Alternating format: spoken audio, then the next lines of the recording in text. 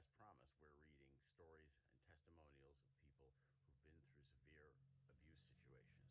This particular person was in a domestic partner situation, and she did suffer from PTSD.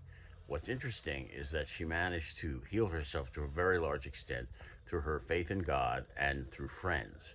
And so I'm going to read her story.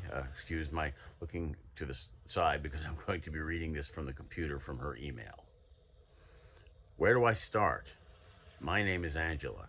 I was with a man who was good to me at first, but once he got me away from my family, in a matter of a year and a half, things changed. He became very narcissistic, showing traits that were abusive mentally, physically, emotionally, and verbally. And I stayed because I thought he loved me so much that he was just acting that way because his love was so intense. He claimed that that was why he acted that way.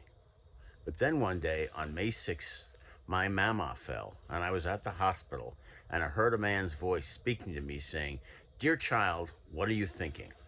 I looked up at the clock, and it was 9:23, May 6, 2019, and I knew what I was thinking.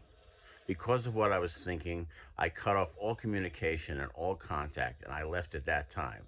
I realized by this time of year I would be dead. I knew I had to leave when God spoke to me. And now, with help from my manager, I've learned how to do cleansing of my mind, my soul, my heart. It's very powerful to learn a tool to help rebuild your soul again once it's been shattered by a narcissistic relationship. With the help of God and my friends and my manager, who is my mentor, my life is so much better now. And I'm finding books on how to rebuild yourself again. And I'm trying to learn all the resources I can to help rebuild my life and create the person I once was before I met my ex.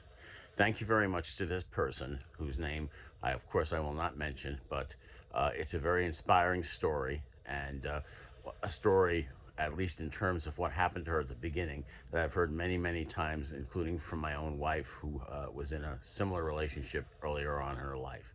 So this is Neil from Abuse Nation. Please send your story in to us, and it will be read anonymously, either by myself or Veronica, and send it to